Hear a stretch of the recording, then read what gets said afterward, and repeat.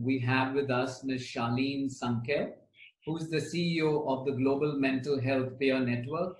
She is a leading voice in the advocacy and mental health development sector globally. Charlene, thank you so much for joining us. Thank you very much for having me. Charlene, as the pandemic rages through worldwide, it is very well known that people's mental health has taken a huge beating in almost every major country.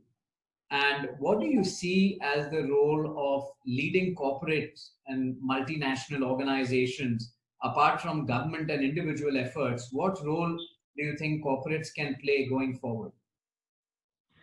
I think in the corporate sector, employers really need to look at their employees' mental health. And that was even before COVID.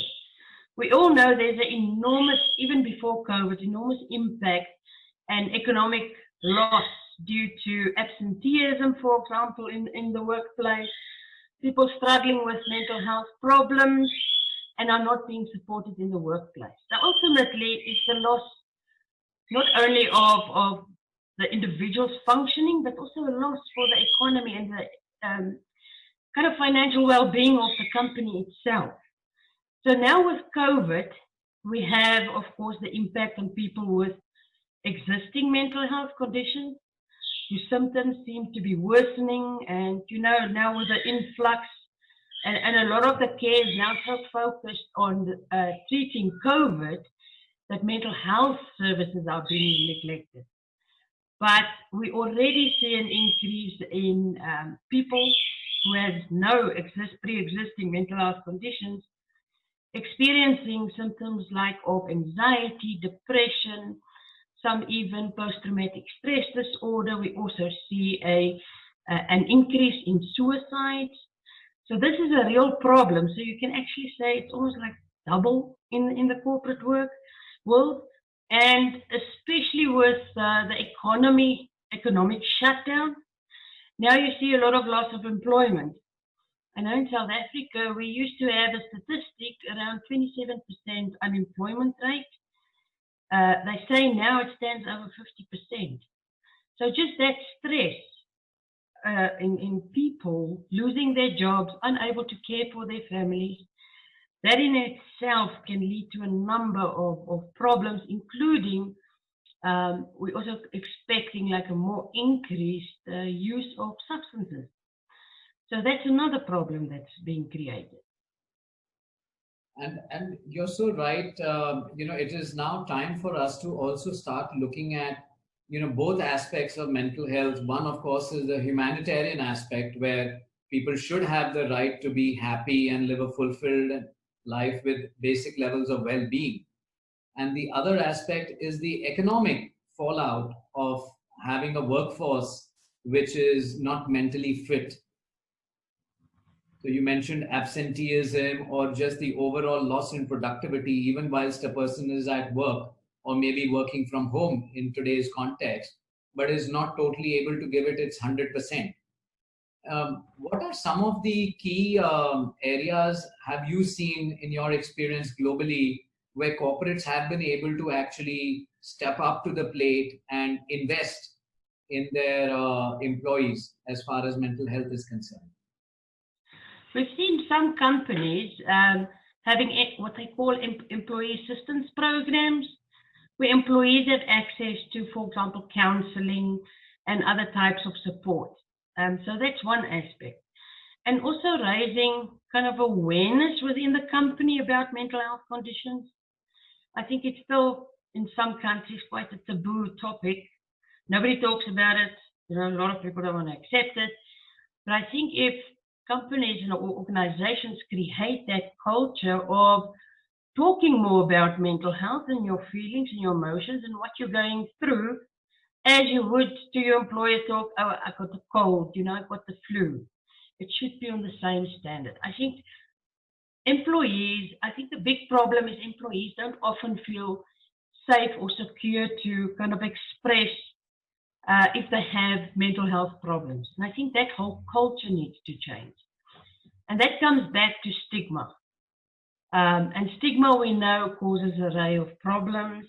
And I think especially people being afraid of seeking help because they're scared of how people will judge them because they have a mental health problems.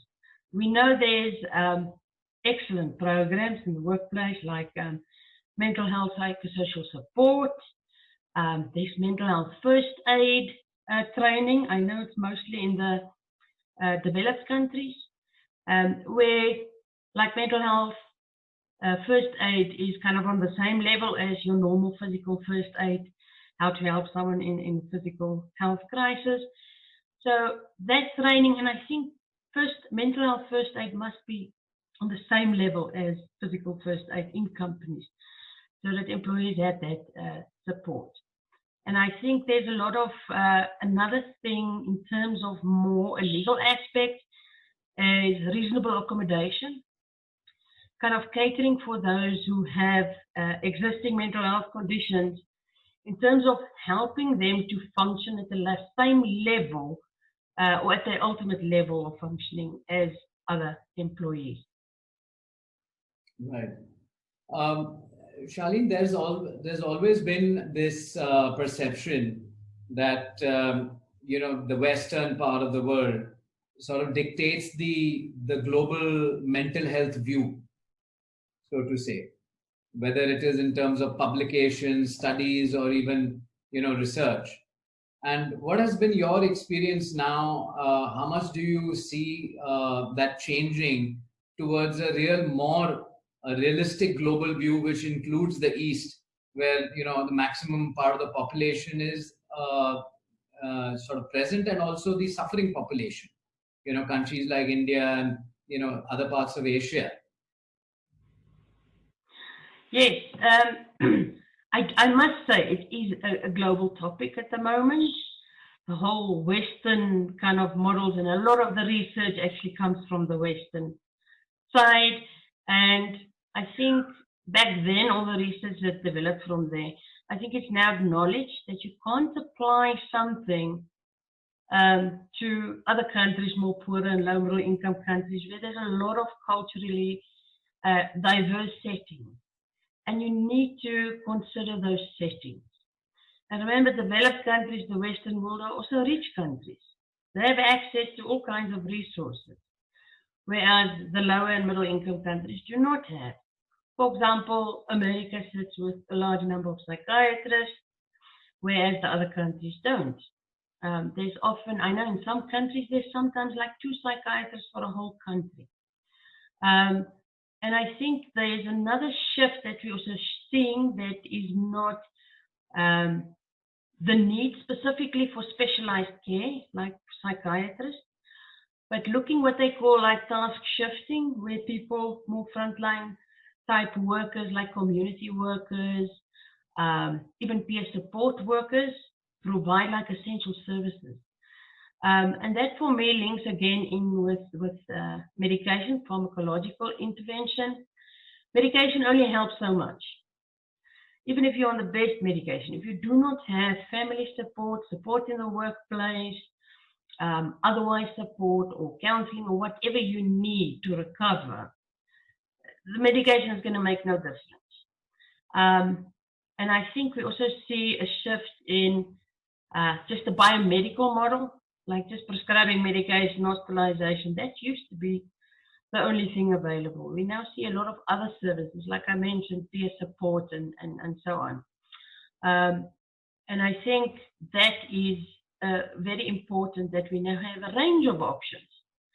And the issue is about the person knows what they need to recover. So the person needs to decide, yes, I'll try medication. If it works, wonderful. If it doesn't work, I'd rather try this and this, or a combination of things. So that has been the shift, and I think it's quite a positive shift. And I think there's a lot of research now starting to happen in Southeast Asia and also kind of the global south. Charlene, you mentioned very importantly about medication. And there's been a huge backlash now, rightfully so, after many, many decades, especially in the United States and UK, where patients have come up in arms, formed groups to fight the, if I can call it, the curse of big pharma's constant over-prescribing over decades and decades. And now there's early research starting to come that most of these antidepressants or antipsychiatric drugs are not even actually as helpful as earlier thought to be. In fact, there is a greater harm in terms of side effects and withdrawal. And in that sort of an environment, are you also now looking at technology to sort of lead the way? Yes, definitely. I mean, technology, especially in areas where they aren't like mental health workers or trained mental health workers. For example, telemedicine is now a big thing. But as you know, some countries we still have like internet connection problems. Like in Africa, your more rural communities do not have access to the internet. And I think that must be a partnership with service providers, corporates, in terms of that. We see all kinds of initiatives of peer support, online peer support services. There are various other online aspects where people can do kind of little exercises from yoga, all kinds of alternative ways. I think in terms of the medication, yes, it can be very dangerous. I think in the past, people have been, or it's just been prescribed randomly. Immediately, that was your first point of entry, is just to prescribe medication. And yes, it does have a lot of side effects. Some people prefer to be on medication, and that's good. If they want to and they find that helpful, that's wonderful. But someone else who do not want to use medication, there must be alternative options available to them. And I mean, even in areas where other services are not accessible, technology is a wonderful way of making it accessible to poorer communities. At a personal level, Charlene, how has the pandemic been for you? I mean, it's, everyone I speak to is talking about, different kinds of challenges and changes in mindset, changes in your own priorities. You being somebody dealing in the mental health space and being a strong advocate, what are some of the some of the things that you worked on in yourself in the last 8-10 months? Yes, I must say I used to travel a lot, like every month to different countries.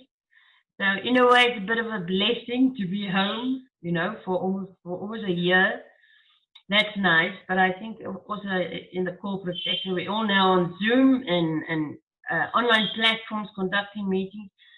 That can also be very kind of overwhelming at times. But I think what's important during COVID, funny enough, we did a corporate awareness session the other day, and we asked some of the employees of this big banking organization, what's been the most difficult? Because a lot of people are now working from home. And the two most prominent responses was people now find it hard to kind of create a balance, work and family, because everything is now under one roof. So that's been quite difficult, and especially people with children being at home. But other than that, I think the issue also with not having physical contact with people, that in itself also, but yes, is a bit of a problem. People may fall into kind of isolating themselves. And that again can lead to kind of symptoms of depression. So one don't always want to fall into that cycle. So it's important to keep connected. And thankfully for technology, we are able to do so via online. But otherwise, I think the greatest concern for me is the economic impact globally. As we see a lot of people losing their jobs, people are stressing. I'm quite lucky working from home. My office is at home. So for me, it wasn't that much of an adjustment, but other people find it quite difficult. Right. Well, that brings us to the end of the session, and thank you so much for joining us, Charlene. And more power to you, more power to the network you run, and to all the advocacy and policy work you do for mental health. We need more people like you to help all of us. Thank you very much, and all the best with your conference. Thank you. Bye-bye.